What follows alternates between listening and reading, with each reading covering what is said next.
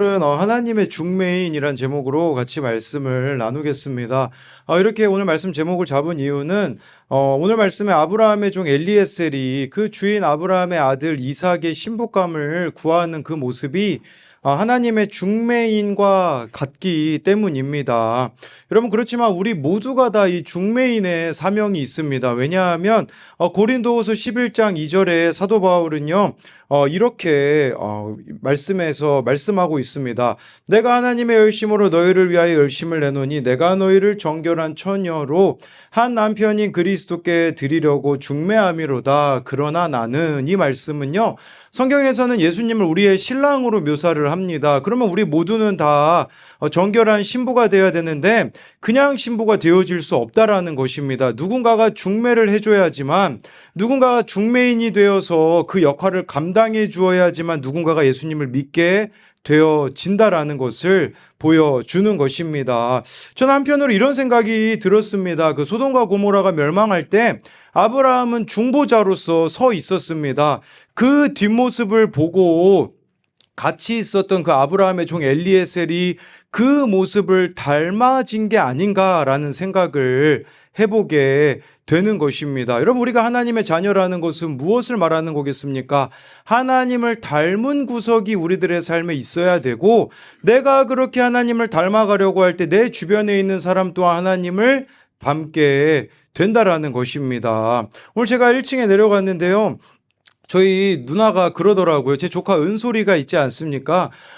저희 누나 친구가요, 은솔이가 저를 닮았다고, 이제 외모가 저를 닮았다고 이야기를 해서, 제가 무장도 안 되어 있는 상태로, 은솔이가 저 닮았다고 하니까, 그래서 은솔이가 나한테 인사를 잘 지금까지 안 한 거구나. 너무 비슷하게 생겨서 그런 게 아닌가, 이런 생각도 해보는데요.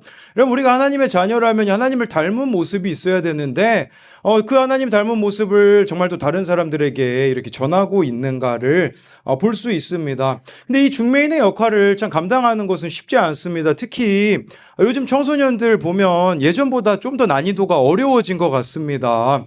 우리 곽희재한테 지난주에 이런 문자가 왔습니다. 목사님, 죄송합니다. 짜장면 먹다가 늦어서 쪼리 신고 출발했어요. 선처 부탁드립니다. 아니, 예배가 1시 40분인데 1시 28분에 이런 문자가 왔습니다. 그래서 제가 곽희재한테 합의금 입금하세요 하고서 제 농협 계좌를 이렇게 보내줬거든요. 얼마인가요? 이제 저한테 그래가지고 제가 9원이요 했더니 곽희재가 진짜 딱 9원을 저한테 주었습니다. 그리고 오후에 이제 성탄절 행사를 준비하는데 제가 청소년부 그 배경음악 이따 오후에 있을 행사 배경음악 담당이거든요. 그래서 성우쌤 컴퓨터로 음악을 재생해야 되는데 참고로 저는 뼛속까지 삼성입니다. 그래서 핸드폰도 삼성, 노트북도 삼성인데 우리 성우쌤 같은 경우는 맥이거든요. 그래서 제가 맥이 익숙하지 않아가지고 잘 이제 재생을 못하니까 갈주 형이 저한테 한마디 했습니다. 목사님, 영포티시네요. 이렇게 얘기를 하더라고요. 영포티가 뭐냐면 영과 포티의 합성어로 나이에 맞지 않게 젊은 감각 유지하는 척 하면서 살아가는 사람이 영포티라고 하거든요. 제가 아직 40도 안 됐는데 갈주 형이 저보고 영포티라고 해서 다음 세대에 품다 보면 참 쉽지 않은 일들이 참 많이 제 나이값 못하나 이런 생각 안 해봤는데 아무튼 그렇습니다. 어제 우리 청소년 중에 한 명이 생일이더라고요. 그래서 카톡에 무슨 선물을 해줄까, 얘가 그 선물 리스트에다가 뭘 두었는가 들어가 봤거든요. 딱 하나 있더라고요. 올리브영 10만 원 이렇게 다 올려놔가지고요, 선물하기를 포기했습니다. 다음 세대 사랑하는 것은 참 쉽지가 않습니다. 여러분, 이처럼 다른 사람을 구원으로 인도하는 그 하나님의 중매인이 되는 게 참 쉽지 않지만, 오늘 말씀을 통하여서 그 하나님의 중매인으로 살아간다라는 것이 무엇인지를 두 가지로 같이 살펴보겠습니다. 첫 번째로는요, 하나님의 중매인은 결과보다도 과정과 질서가 중요합니다. 우리 28절 말씀 같이 읽어보겠습니다. 시작. 소녀가 달려가서 이 일을 어머니 집에 알렸더니, 이 말씀에 보면요, 소녀는 리브가를 말하는 겁니다. 이삭의 배필이 될 사람이죠. 어머니의 집에 알렸다고 하는데, 어머니 집에 알렸다라는 것은 좀 두 가지 정도 의미가 있어 보입니다. 첫 번째로는요, 고대 메소포타미아는 목의 중심의 사회였기 때문에 어머니가 중추적인 역할을 하였기 때문에 어머니 집에 알렸다라는 것은 집안의 가장 큰 어른에게 가서 고했다라는 의미가 있습니다. 또 한 가지 의미는요, 리브가의 아버지는 부두엘인데 성경에 나오기는 합니다. 뭐 어떤 사람은 부두엘이 이미 죽었기 때문에 어머니의 집에 알렸다라고도 하지만 죽진 않았습니다. 왜냐하면 이후에 라반과 부두엘이 같이 등장하는 것이 나오기 때문입니다. 근데 아마도 그 가정에서 이 부두엘이 나이가 많아서 힘이 없지 않았을까, 이제 그런 부분들을 추정해 볼 수 있는 것입니다. 뭐 어떠한 이유든지요, 결혼에 대하여서 우리들에게 말씀해 주고 있는 것은 둘만 좋다고 해서 될 문제가 아니라는 것입니다. 부모의 허락을 받기 위하여서 리브가는 그 사실을 알린 것입니다. 이삭의 가정에 비해서 이 리브가의 가정은 믿음이 더 연약한 가정이었습니다. 그걸 알 수 있는 것이 29절에서 30절을 보면 나오는데, 우리 같이 읽어보겠습니다. 시작. 리브가에게 오라버니가 있어 그의 이름은 라반이라. 그가 우물로 달려가 그 사람에게 이르러 그의 누이의 코걸이와 그 손의 손목걸이를 보고 또 그의 누이 리브가가 그 사람이 자기에게 이같이 말하더라 함을 듣고 그 사람에게 나아감이라. 그때 그가 우물가 낙타 곁에 서 있더라. 예, 이것은 이 가정이 믿음이 더 연약한 가정이었다라는 것을 볼 수 있는 이유가, 이 리브가, 결혼할 리브가의 오라버니의 모습이 라반의 모습을 보면 알 수가 있습니다.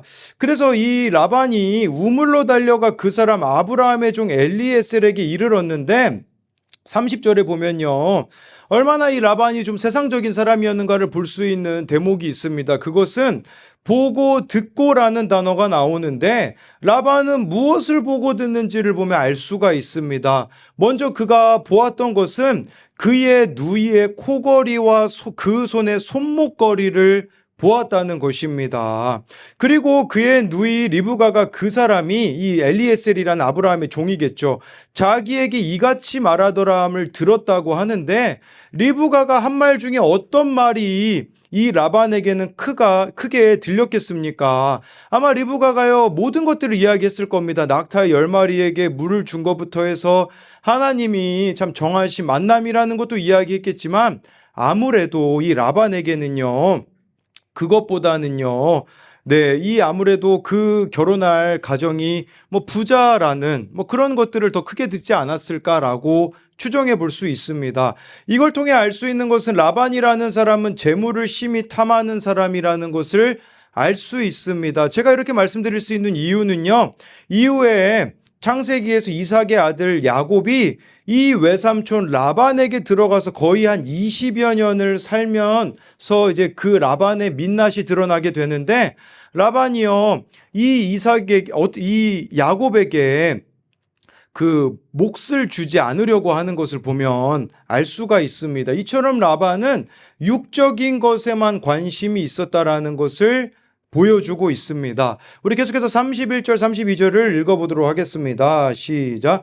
라반이 이르되 여호와께 복을 받은 자여 들어오소서. 어찌 밖에 서 있나이까? 내가 방과 낙타의 처소를 준비하였나이다. 그 사람이 그 집으로 들어가매 라반이 집과 사료를 낙타에게 주고 그 사람의 발과 그의 동행자들의 발 씻을 물을 주고, 라반은 아브라함의 종 엘리에셀에게 여호와께 복을 받은 자여 들어오소서라고 합니다. 그러면서 방과 낙타의 초소를 준비했다고 하는데, 32절에 보면요, 이 라반이 얼마나 부지런히 움직이는지 모릅니다. 동행한 다른 종들의 발 씻을 물, 음식까지 준비해 두었던 것입니다. 어찌 보면 재물을 보고 대접한 것일 수 있습니다. 라반은 참 이런데 머리가 잘 돌아가는 것을 봅니다. 그러나 지금 여기서 중요한 사람은 리브가의 부모도 라반도 아닌 리브가입니다. 그 가족이 어떻든 간에 리브가를 지금 엘리에셀은 데리고 가야 하는 것입니다. 이 리브가의 믿음이 확실한 것을 이미 엘리에셀은 확인하였는데, 그렇지만 여러분, 그렇다고 부모를 무시할 수 있겠습니까? 이 부모를 설득해서 리브가를 데려가야 되는 그것이 엘리에셀에게 주어진 역할이었다라는 겁니다. 리브가 데려가는 것은요, 크게 두 가지로 좀 어려웠을 거라고 봅니다. 첫 번째는요. 일단 신랑이 될 사람을 이 엘리에셀이 데리고 오지 않았다라는 것입니다.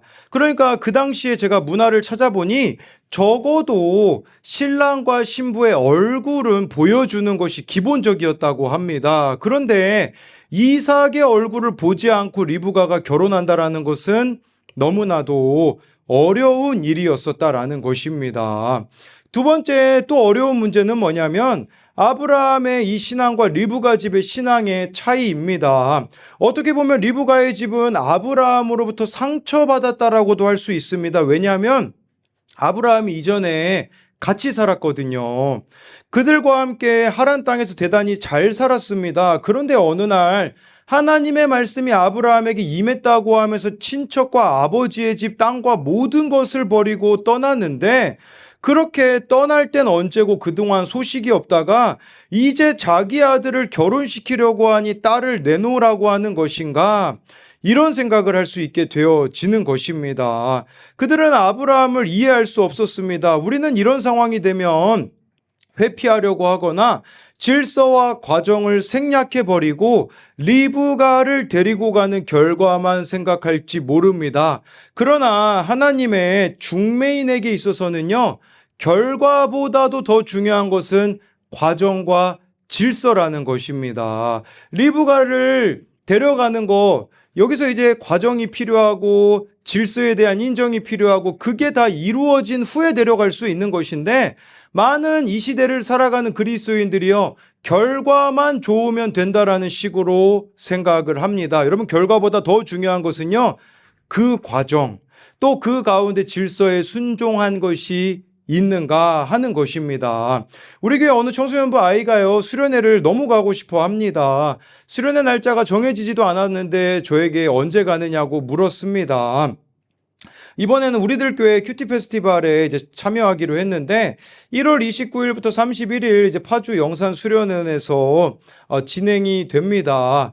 어머니에게 이 청소년 아이가 이야기했는데 안 된다고 하였다고 합니다. 지난주에 너무 수련회 가고 싶은 마음에 이 아이가 청소년부 예배 때 그렇게 눈물을 흘리더라고요. 그래서 제가 그 아이를 데려다 주면서 이런 이야기를 해줬습니다.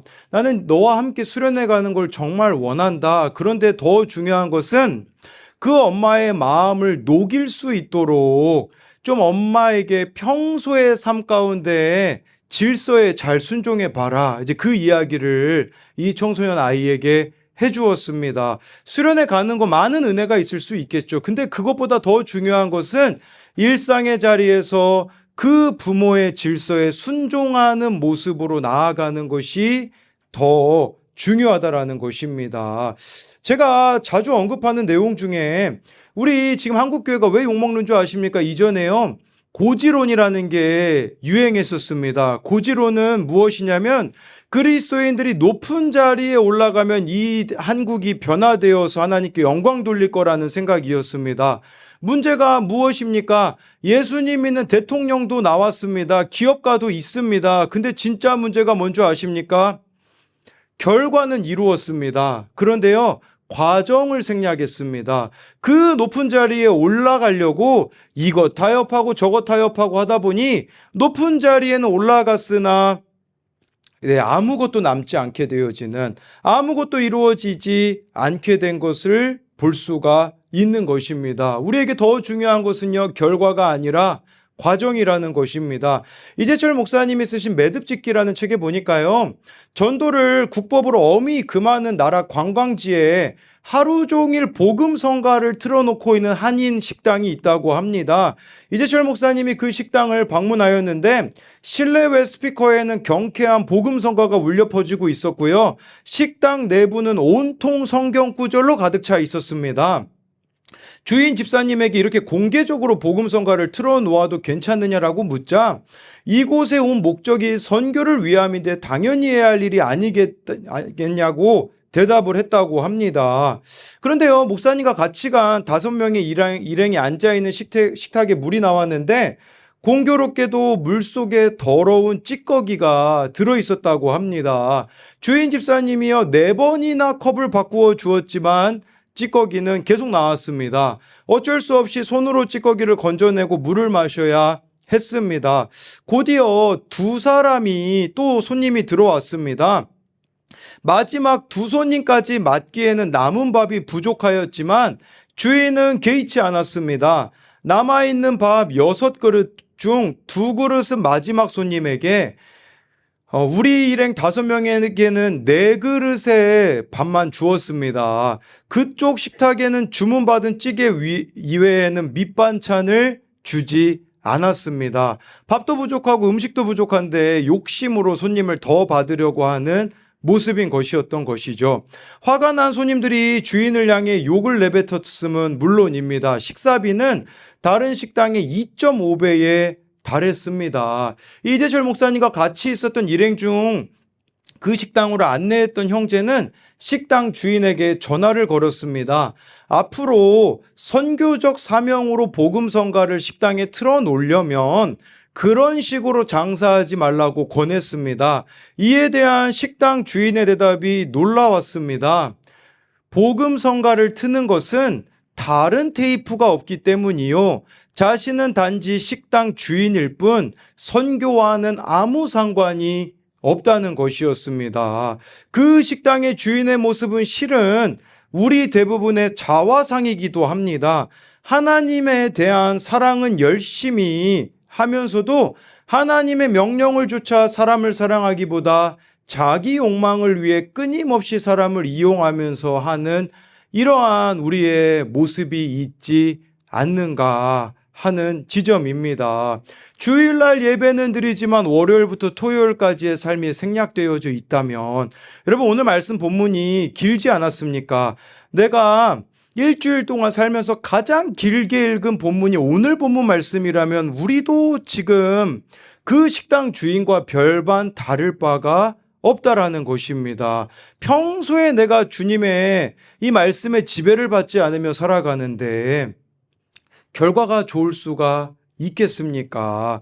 이것에 대한 적용 질문은요, 믿음이 연약한 가족과는 말이 통하지 않는다며 내 멋대로 결정하는 일은 없습니까?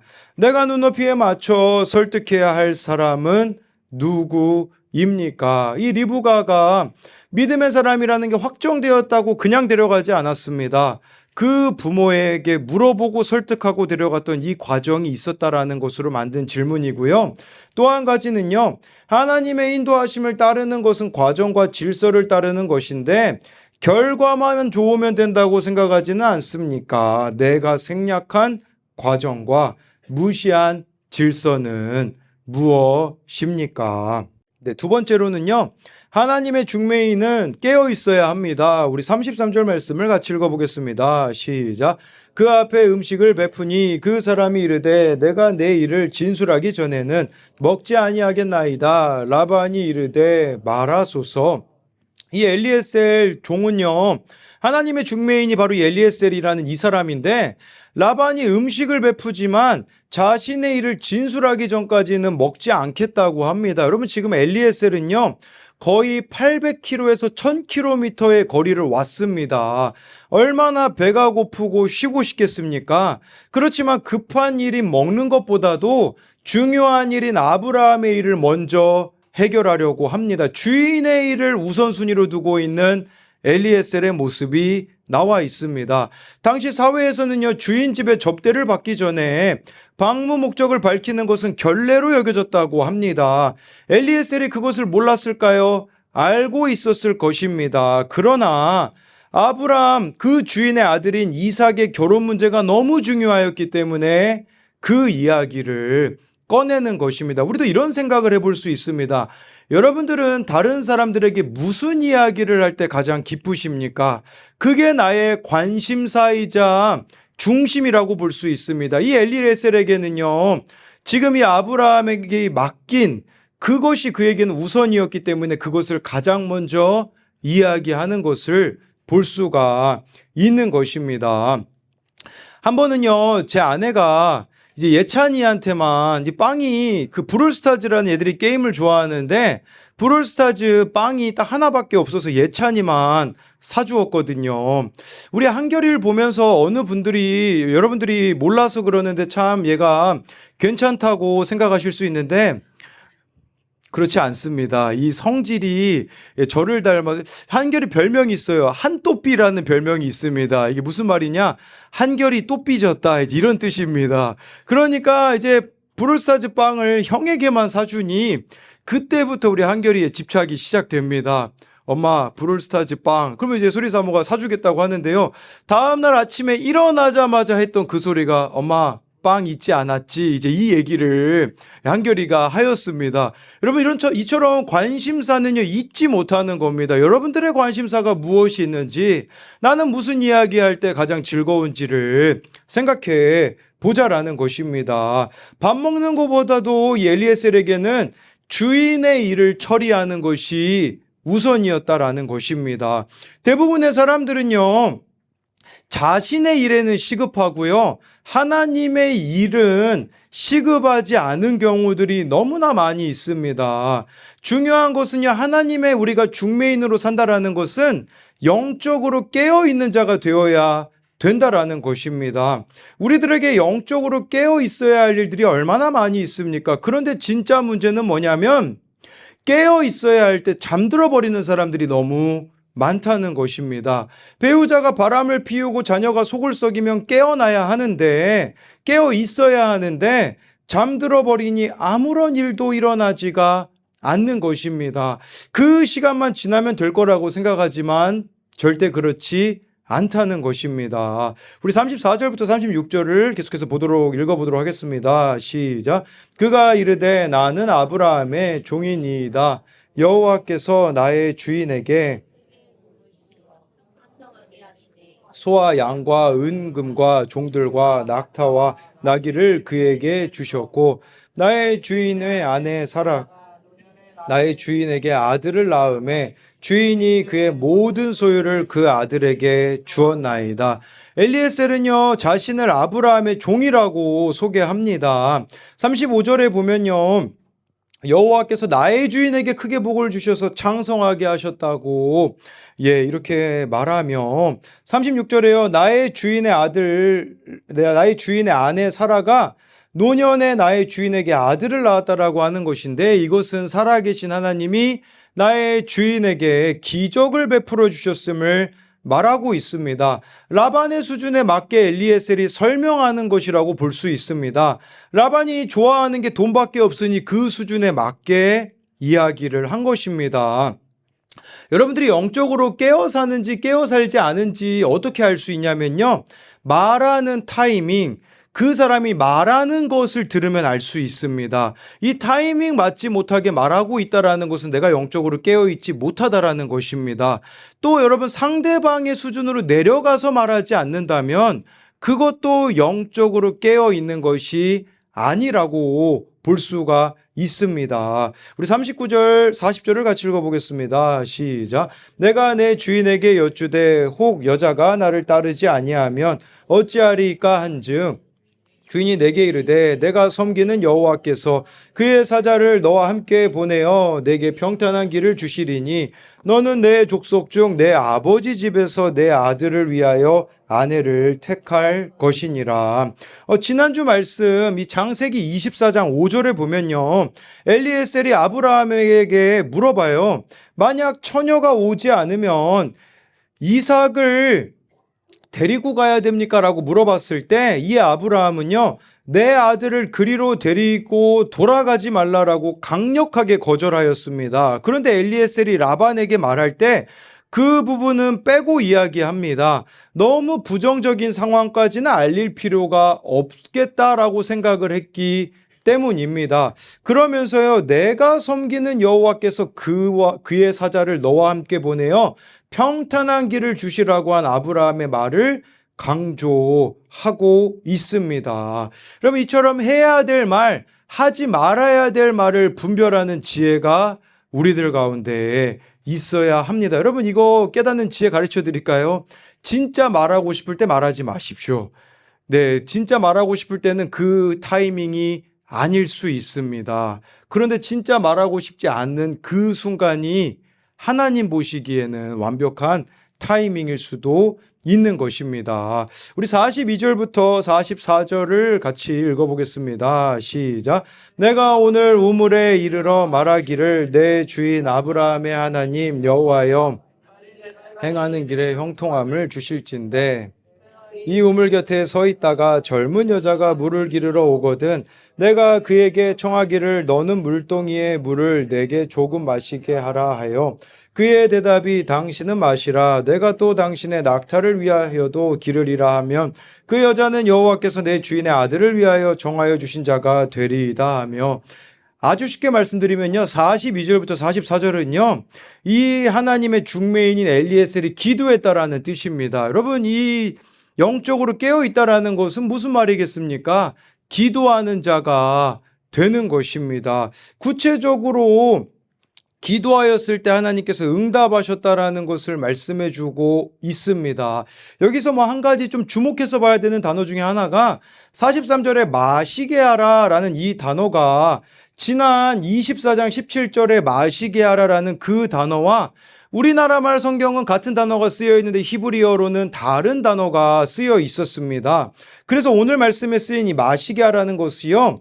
함께 윤택하게 하다, 풍족하게 하다, 적시다라는 의미가 있습니다. 이것은 리브가가 이 아브라함의 종 엘리에셀에게 주었던 그 물이 몸과 마음까지 적셨다라는 것입니다. 나그네뿐 아니라 그 10마리의 낙타까지 물 마시게 하는 그 리브가의 계산 없는 행동이 자신의 몸과 마음을 새롭게 하였다라는 것입니다. 그러니까 기도로 응답을 받게 되어지니 얼마나 더 큰 감격이 그에게 왔겠습니까?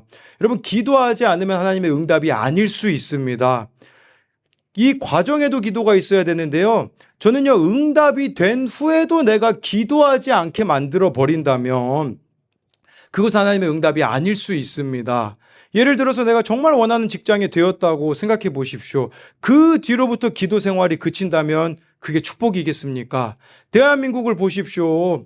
여러분 불과 몇십 년 전만 해도요. 우리는 의지할 분이 하나님밖에 없었습니다. 제가 여러분들에게 몇 번 이야기했는데 가장 기억에 남는 저에게 그 이미지, 우리나라의 이미지를 보여주는 게 어떤 것이냐면요. 어느 어머니가요, 보자기로 아이를 등에 싸서 눈물로 기도하는 그 사진을 저는 잊을 수가 없습니다. 우리나라가 그러하였습니다. 뭘 의지할 수 있겠습니까? 6.25 이후에요. 완전 망한 나라 아닙니까? 근데 우리 어른 세대들이요, 하나님께 그렇게 엎드렸습니다. 그렇게 하나님께 엎드렸는데 문제는 무엇입니까? 이 나라에 말도 안 되는 축복이 부어지지 않았습니까? 지금은 어떻습니까? 더 이상 하나님 앞에 무릎 꿇지 않습니다. 여러분 그렇다면 이 부가 축복이겠습니까? 아니에요. 제가 보기에는 저주입니다. 여러분 내가 뭐가 응답이 되었다고 하나님께 더 이상 무릎을 꿇지 않는다면 그것은 축복이 아닙니다. 문제가 있을 때도 무릎으로 나아가시고요. 문제가 해결되어도 하나님 앞에 여전히 무릎 꿇는 자가 되어지는 그 삶이 여러분 그런 삶을 살아가게 되어지면 어떻게 되겠습니까? 더 놀라운 것들로 하나님이 우리들의 삶에 임하지 않으시겠습니까? 여러분 왜 하나님의 은혜와 기적이 여러분들의 삶에 그쳐버렸습니까? 더 이상 내가 하나님께 무릎 꿇지 않기 때문입니다. 기도하지 않기 때문입니다. 영적으로 깨어있지 않기 때문에 그러한 것이라고 볼 수가 있는 것입니다. 우리 49절 말씀을 우리 마지막으로 읽어보겠습니다. 시작.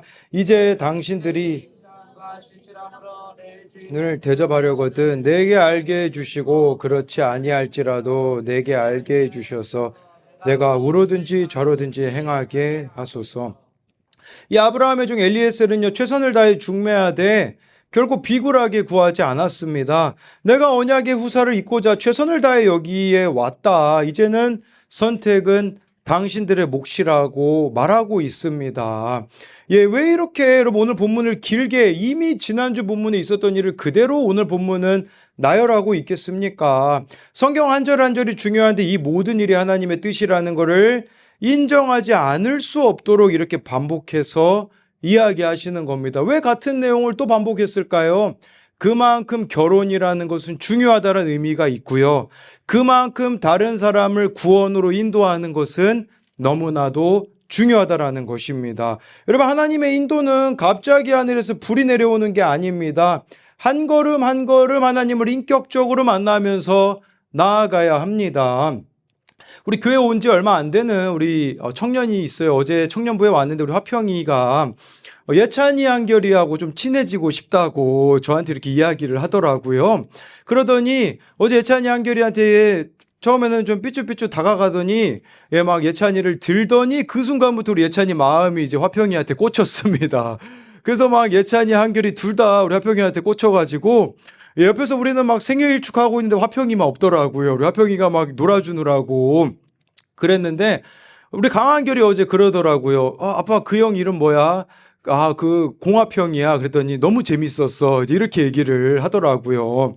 여러분, 인격적인 관계입니다. 하나님과의 관계도 마찬가지예요. 여러분, 인격적으로 내가 내 삶을 내어드리고 내 시간을 내어드리고 내 물질을 내어드려야 하나님하고 친한 것이지, 내 시간이 전혀 하나님이 없다면, 내가 쓰는 물질 가운데 하나님께 드리는 게 없다면 여러분, 하나님과 어떻게 친해질 수가 있겠습니까? 엘리에셀의 중요한 것은요, 한 걸음 한 걸음 하나님과 동행했다라는 것입니다. 우리에게 중요한 것은요, 매일매일 주님과 한 걸음 한 걸음 동행하는 삶이 되어져야 한다라는 것입니다. 또 이 엘리에셀의 공적인 지위는 미천했습니다. 종의 신분 아닙니까? 그런데 이 엘리에셀을 통하여서 사실 여러분 오늘 본문에 엘리에셀이라는 이름은 안 나옵니다. 왜 이름이 안 나왔겠습니까? 이름도 없이 빛도 없이 우리가 살아가야 되는 이 삶이 이름도 없이 빛도 없는 삶이 되어져야 한다라는 것입니다. 근데 우리는 어떠합니까? 너무 내 이름을 내고 싶어 합니다. 목사인 저만 봐도 그렇습니다. 내 이름이 드러났으면 좋겠고 누군가에게 내가 정말 중요한 사람으로 여겨지고 싶은 그 마음이 솔직히 제 안에 있습니다. 그러니까 매일매일 저는 싸웁니다. 제 자신과 싸웁니다. 가고 싶지 않는 곳으로 가기 위하여서, 내가 인정받는 곳이 아니라 하나님이 인정해 주시는 곳으로 가기 위하여서 매일매일의 싸움이 필요한 것입니다. 그게 바로 하나님의 중매인의 모습이 아니겠습니까? 제가 어제 설교를 준비하는데요, 이 설교 준비하는데 너무 이제 말씀이 좀 잘 안 풀리더라고요. 이 하나님의 중매인으로 산다라는 것이 무엇일까 그렇게 고민을 하고 있는데 갑자기 아내가 와서 3층에 어느 분이 왔는데 좀 가서 만나보라고 하였습니다. 제가 아내에게 듣기로는요, 우리 교회 유튜브 구독자세요.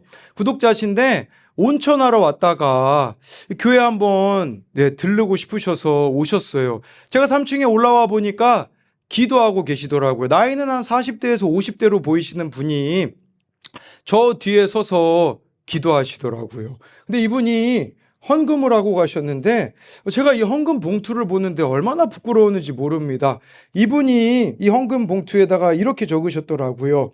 아산고 기도 모임 거리에서 전도하실 때 간식비로 사용해 주세요. 저도 청소년기 때 부모님 이혼으로 방황하며 하나님 만나기 전까지 중독과 공허함으로 세상 속에서 잘 살지 못한 죄인입니다. 청년들 다음 세대 사역 감당하시는 목사님 감사합니다. 기도드리겠습니다. 헌금 봉투에 그렇게 적혀 있더라고요. 그런데 제가 그분의 성함을 물어보고 어디서 왔는지 물어봤는데 부끄럽다면서 아무것도 이야기해 주시지 않고서는 떠나셨습니다. 제가 그분의 모습을 보면서 두 가지 생각이 들었습니다. 하나는 하나님의 중매인으로 산다라는 것은 이처럼 이름도 없이 빛도 없이 섬기는 거구나. 여러분, 내 이름이 안 드러나는 곳, 빛이 안 드러나는 곳에 섬기는 것을 여러분들이 기뻐하고 계십니까? 그걸 기뻐하는 자가 되는 것이 하나님의 중매인이라는 것입니다. 또 한 가지는요, 제가 했던 말이 생각나서 부끄러웠습니다. 그것은 이제 터미널 전도가 이제 아이들 그 방학 기간에는 쉬려고 했거든요. 쉬려고 했는데 이걸 보면서 다시 그 자리에 가야겠구나. 이 터미널 가는 거 저에겐 너무 어려운 일입니다. 솔직히 말씀드리면요, 제가 학교 앞에 간 지 얼마나 오래됐습니까? 학교 앞은 한 7년 넘게 갔고요. 터미널 전도까지 합치면 전도한 세월이 너무 깁니다. 그런데요, 여전히 그 자리에 서 있는 게 저는 불편합니다. 잘 못합니다. 아마 거기 전도 자리에 간 분들 다 아실 거예요. 아마 아내가 옆에서요 등 떠미입니다. 저 사람한테 좀 가서 전해보라고. 못합니다. 전 가만히 놔둬야 됩니다. 그래야 용기를 내는데 오히려 처음은 한진규가 더 잘하더라고요. 목소리가 얼마나 큰지 거기에도 빛을 발했습니다. 이 큰 목소리가. 그리고 막 한 명 한 명 끝까지 따라가는데 이거 신천지 이기겠다 이런 생각을 하는데 저는 그게 안 됩니다. 가면요 목소리도 작아지고요. 사람들에게 무슨 말을 해야 될지도 몰라요. 근데 중요한 게 뭔지 아십니까? 너무 저에게는 안 맞는 자리예요. 근데 가잖아요. 여러분들에게 지금 이걸 말씀드리는 거예요. 우리는 하나님의 중매인이라고 하면서 왜 내가 원하는 것만 합니까? 내가 원하는 자리만 가려고 합니까? 내가 원하는 사람만 만나려고 합니까? 그게 아니라 진짜 하나님이 원하시는 그곳에 나 있기 원합니다. 여러분 말씀하시면 그 찬양 얼마나 많이 고백합니까? 뜻하신 그곳에 나 있기 원합니다. 근데 뜻하신 그곳에 여러분 가려고 하십니까? 또 지난주에 병원에 계신 어느 성도님을 신방하는데 그 성도님이 저를 보자마자 목사님 11조 봉투예요 하고선 저에게 주시더라고요. 이분은 교회 나오실 수 없어요. 근데 그 병실에 누워서 제 큐티 설교를 매일 들으시면서 예수님을 만나게 되신 것 같아요. 그러면서 회사에서 이제 제가 알기로 뭐 성과비 나왔나요? 그거 하나님 앞에 11조 하려고 제일 먼저 떼놨다고 하면서 저한테 그거를 주시는데 너무나 하나님 앞에 부끄럽다라는 생각이 들고 그 마음이 너무 귀하다라는 생각이 들더라고요. 여러분 우리 모두 다 하나님의 중매인으로 사셔야 됩니다. 그렇다면 정말 여러분들의 그 주어진 삶의 자리에서 하나님이 나의 주인이 맞으신가? 하나님이 원하신다면 나의 시간도 물질도 삶도 기꺼이 내어드릴 수 있는가? 우리들의 그 모습을 돌아보며 이름도 없이 빛도 없이 섬겼던 이 엘리에셀과 같은 그 자들이 우리들이 되었으면 좋겠습니다. 여러분들이 지금 이 자리에 앉아 있는 것이 그 이름도 없이 빛도 없이 섬긴 선교사들 때문입니다. 여러분 우리나라에 미국 선교사들 얼마나 많이 왔습니까? 그들의 나이가 몇 살이었는 줄 아십니까? 다 20대였습니다. 풍토병에 걸려 죽어가면서 루비 캔드릭이라는 저는 그 선교사를 잊을 수 없습니다. 양화진에 가면요 묘비에 이렇게 써 있습니다. 내 생명이 1000개가 있다면 조선을 위해 드리겠습니다. 풍토병에 걸려 죽어가고 있던 그 젊은 선교사가 했던 여자 선교사가 했던 고백입니다. 그들이 있기 때문에 우리가 있는 것입니다. 여러분 왜 우리들 더 이상 다음 세대가 없습니까? 우리가 하나님의 중매인이 아니기 때문입니다. 우리가 하나님보다 자기를 너무 사랑하고 있기 때문에 다른 세대가 되어져 가고 있는 그들을 위하여서 정말 몸부림칠 수 있는 여러분 아직 늦지 않았습니다. 그렇기에 그 엘리에셀과 같은 중매인이 되시기를 소망합니다. 이것에 대한 적용 질문은요. 나에게는 무엇이 우선순위입니까? 급한 일, 세상입니까? 중요한 일, 구원의 일입니까? 내가 그리스도께로 중매할 사람은 누구입니까? 그렇게 되기 위하여서 나에게 필요한 것은 무엇입니까? 지난주였죠. 우리 교회에서 우리 이제 큐티인 책값을 내년부터는 받습니다. 우리 청년부 이상은 받게 되는데, 이제 그러면 매년 우리가 큐티인 값이 나갔었잖아요. 이제는 그 큐티인을요, 우리 자기 건 자기가 내고 선교지에 계시는 우리 후원하시는 선교사님들에게 좀 보내드리려고 합니다. 지금 캄보디아에 계시는 김진수 선교사님은 미국 시민권자입니다. 사모님이 이제 미국에서 태어나셔서 그럼 미국 시민권자면 얼마나 편하게 살 수 있겠습니까? 그리고 미국에서 이분이 계실 때 정말 대형교회에 후임으로 들어갈 수도 있었습니다. 그런데 부르심 따라 지금 캄보디아에서 살고 계십니다. 캄보디아의 길거리 아이들, 그들 섬기겠다고 계시는데 그 아들이 있잖아요. 이제 미국에 잠깐 갔다 온 거예요. 그 아들이 예찬이랑 동갑이거든요. 우리 예찬이랑 그때 한번 캄보디아 가서 둘이 뭐 대화는 잘 안 통합니다. 그냥 영어만 해가지고요. 대화는 안 통했는데 미국에서 한 2달 동안 지내는데 얼마나 거기 있고 싶겠습니까? 이 첫째 아이 이름이 보열이에요. 예. 근데 이 보열이가요 캄보디아 가고 싶지 않은 거예요. 이 미국에서 그냥 편하게 살고 싶은 거죠. 이 선교사님이 설득하는 거예요. 야, 우리 가야 될 곳이 있지 않니? 그래서 다시 캄보디아로 돌아가서 주말이면 이 보혈이 또 둘째가 복음입니다. 둘 다 아들인데 길거리 아이들하고 같이 예배드리고 지내는 것이죠. 왜 그렇게 살아가야겠습니까? 어제는 러시아에 계시는 선교사님에게 연락이 왔어요. 그 딸 아이가요, 지금 첫째가 제가 알기로는 9살쯤 되거든요. 큐티하고 있는 사진 보여주더라고요. 그 새싹 큐티 하고 있는 거. 이거 한 두세 달 전에 준 큐티 책이거든요. 이게 너무 좋아가지고 얘가요, 또 읽고 있다고 하더라고요. 여러분, 근데 우리는 이렇게 말씀이 잘 들릴 수 있는 자리에 있는데 이 사람들처럼 주님을 사랑하고 있습니까? 이게 너무 부끄러운 거예요. 그럼 우리 주님 사랑하는데 누가 방해합니까? 여러분 예수님 믿는다고 누가 핍박합니까? 예수님 전한다고 여러분들에게 누가 칼을 들이댑니까? 아니잖아요. 근데 우리의 모습을 보십시오. 변질된 우리의 모습. 이 우리의 모습을 좀 하나님께 돌이켰으면 좋겠습니다. 진짜 우리 인생에 하나님이 주인 되심으로써 오늘 말씀에 나와 있는 이 엘리에셀과 같은 그 삶이 우리들의 삶이 되게 하여 달라고 오늘 말씀을 기억하며 우리 다 같이 주님 앞에 기도하며 나아가겠습니다.